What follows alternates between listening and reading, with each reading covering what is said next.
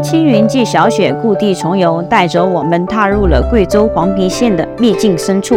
一座凌空建筑如天外飞物般悬于千米绝壁之上，整座木屋紧靠嶙峋木梁，与陡峭岩壁相依，在云海翻涌间若隐若现，恍若一室独立的空中阁楼。当地自古流传，这里曾是八仙云游时的修行福地。千年传说为这座危楼披上了神秘面纱。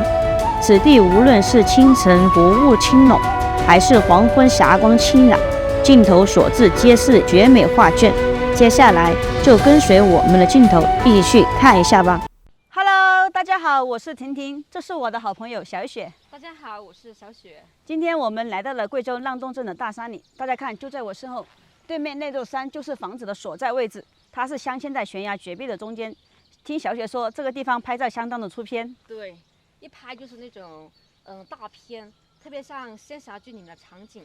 今天的话，你随便拍一张都能当壁纸。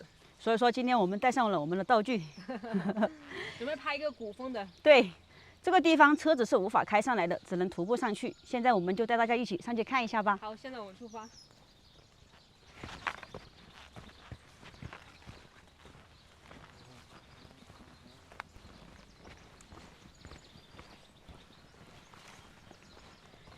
听小雪说，那个房子是一座寺庙，它是建在几百米的悬崖之上，看着就非常的险峻。你们看，这里就能看见。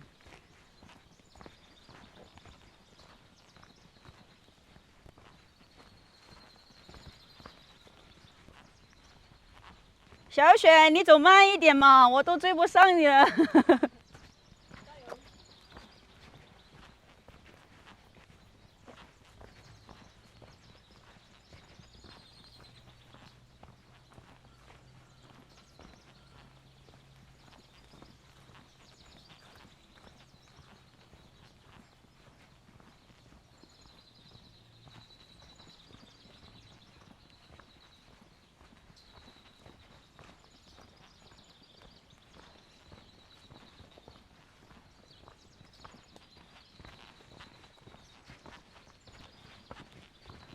小雪，你看这座山为什么这么平整呢？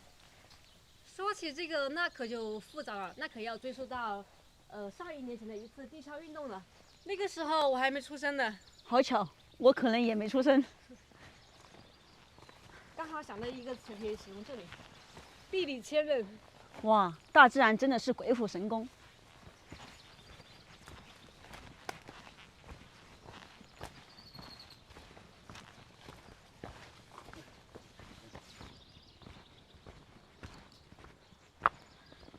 这棵松树，我感觉应该是被风吹弯了腰，像一座拱桥一样。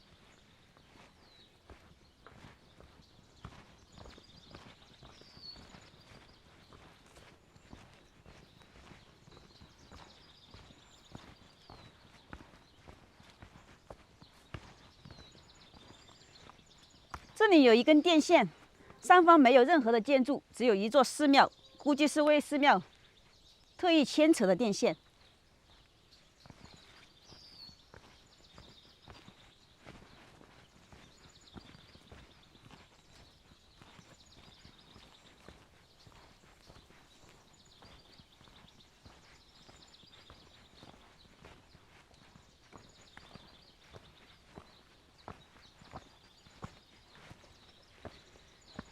现在我已经来到这座山的山脚下，这条路是越走越窄。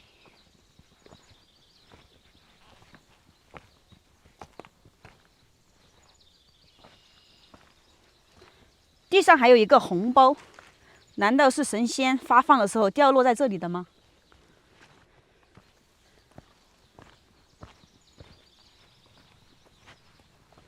这个地方距离黄陂县有40多公里。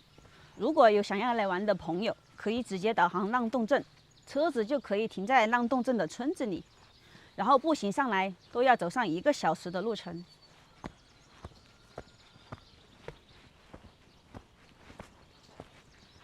这里有一口井，里面有流水声，它的水是从大山里面渗透出来的，水质比我们平常饮用的水都要干净。要是在以前，上面有僧人居住的话，这口井完全能够解决他们的生活用水。但是这里距离寺庙还是比较远的，来取一次水也是挺不方便的。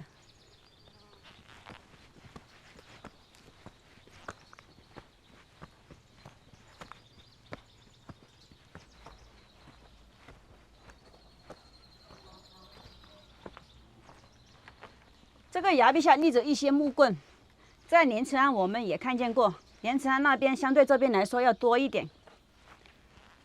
哇，你们看，果然我猜的没错，它这个电线是通往寺庙的。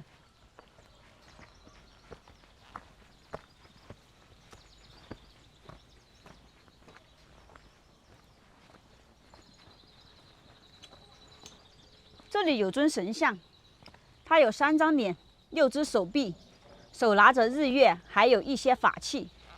下面坐着，不知道是只老虎还是只豹子。在我印象中，只有哪吒才有3头6臂，但这位我就不太认识了。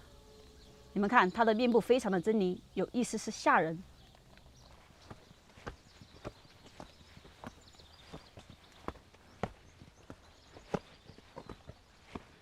这边有一块文保碑，西竹寺。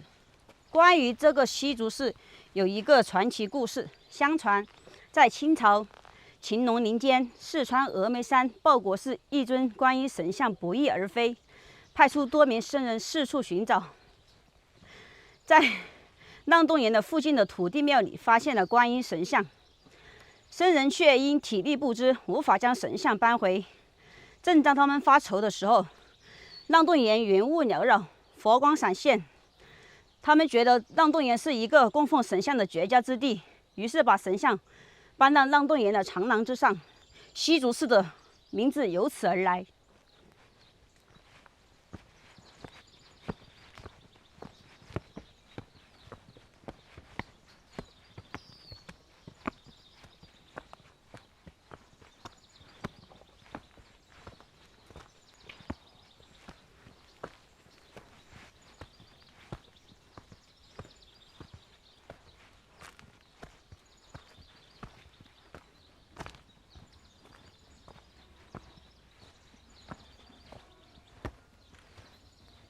这个石门是人工用石头堆砌而成的，你们看，墙面已经布满了裂缝，在阳光的照耀下，不禁让人感叹历史的厚重和岁月的沧桑。这个门应该是后面修建的，但是已经风化了。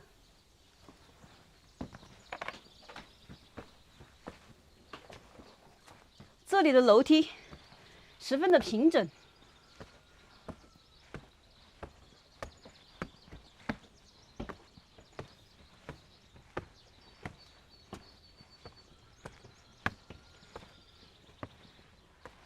这里有个小房子，里面供奉着3尊神像。这位大的应该是鬼神，旁边2位小的应该是土地公和土地婆。在我的印象中，土地庙里供奉的不是只有土地公和土地婆吗？为什么会有其他的神像呢？感觉好奇怪呀。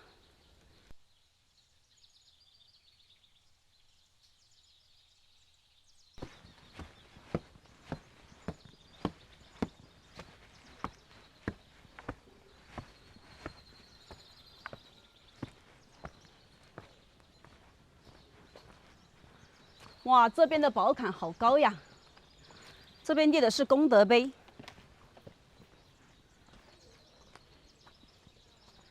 永垂千古，功德无量。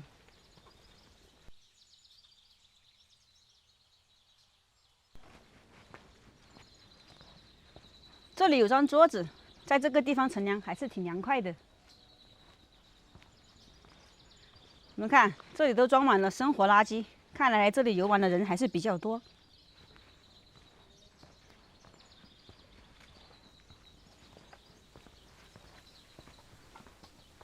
这个门是锁住的，但是从门缝中能看出，它这里是一个厨房。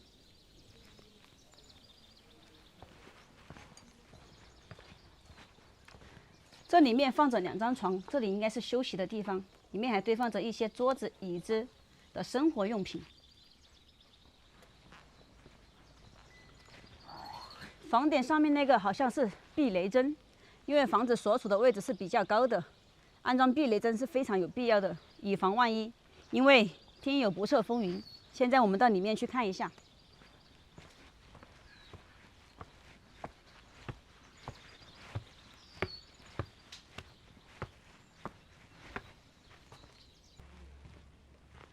这里面供奉着一些神像，这里有几个字“有求必应”。这些神像都是用泥土烧制而成的，身披坚衣。这位是玉皇大帝、王母娘娘。旁边这些神像，我不太能说出他们的名字，但是我在影视剧中看到过他们。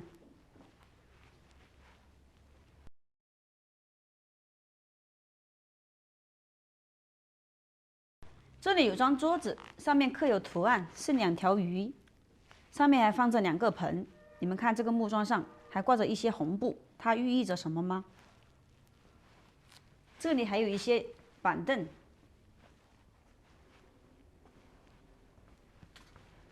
这位是守护神。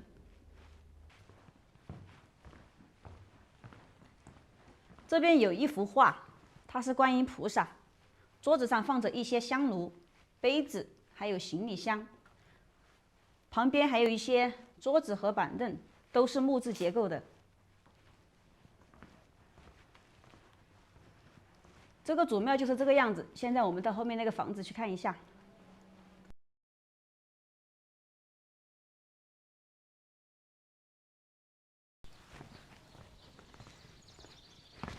这个祖庙我们已经看完了，现在到悬崖房子去看一下。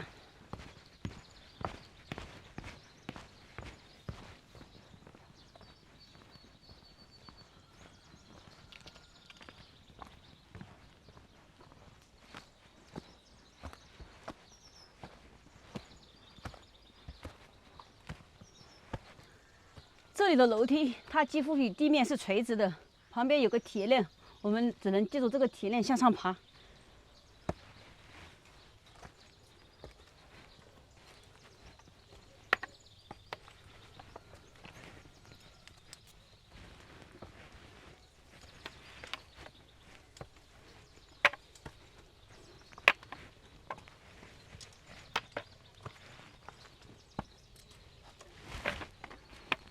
哇，这里非常的狭窄。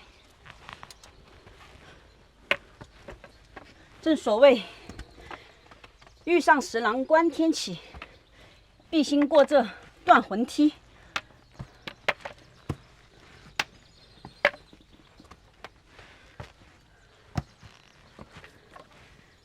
这里有一块牌匾，明兴县。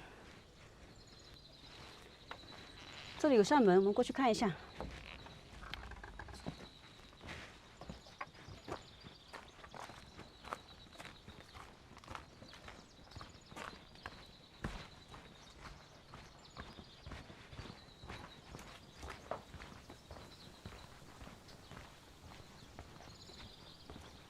这里有一块功德碑，维修西竹寺善缘名单。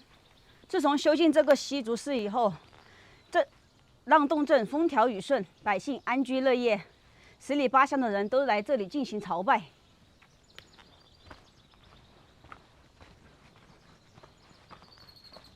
这边也是一块功德碑，你们看，这里的瓦片堆得这么高，不知道它寓意着什么。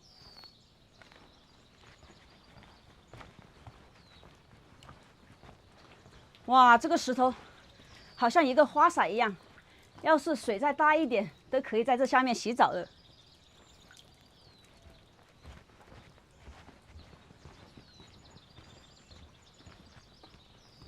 这里都在渗透水下来。哇，这个水好冰呀！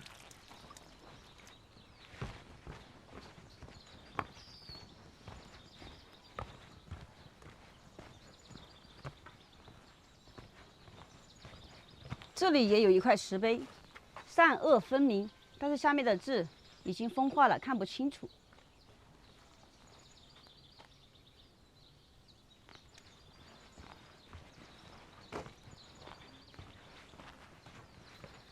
在这个崖壁上丝毫找不到人工开凿的痕迹，完全是大自然的馈赠。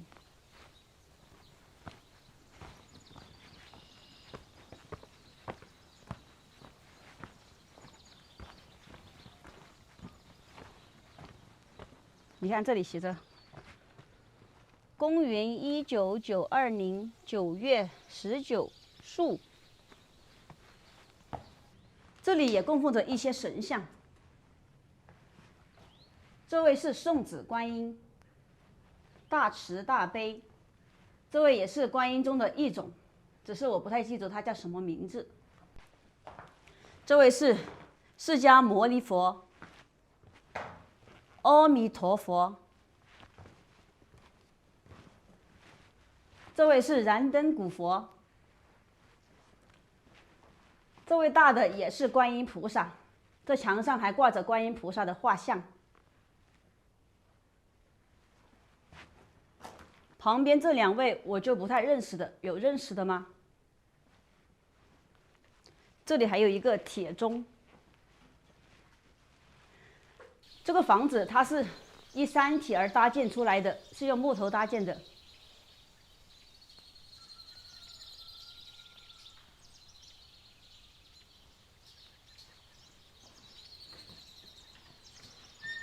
这里可以过去，我们过去看一下那边有什么东西。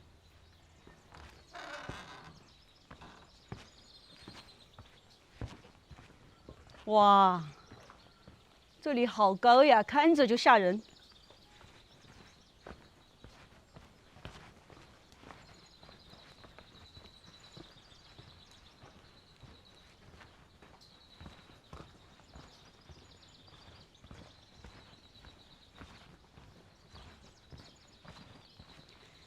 站在这里就能把浪洞镇的景色尽收眼底。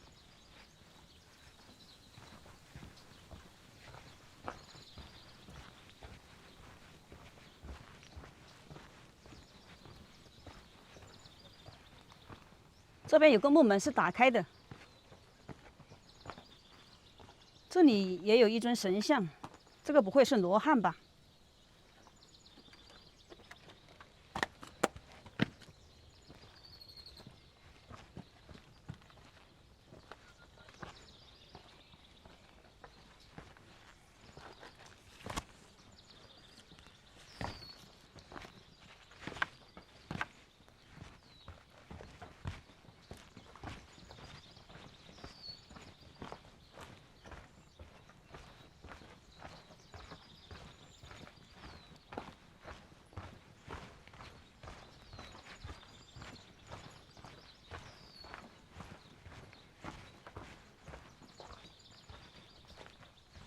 这边有一个洞，不知道是通往哪里的，但是太黑了，我不敢进去。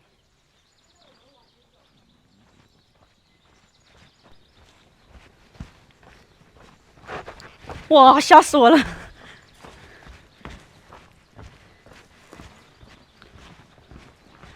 这边崖壁下也是一些神像，这位是铁拐李。这位是汉钟离，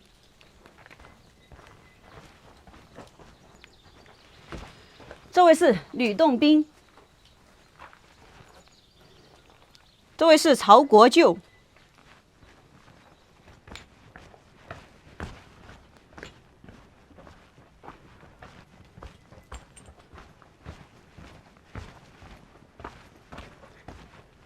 这位是韩湘子。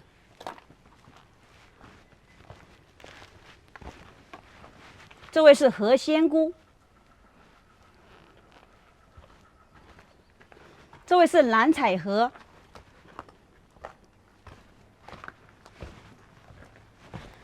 这位是张国老，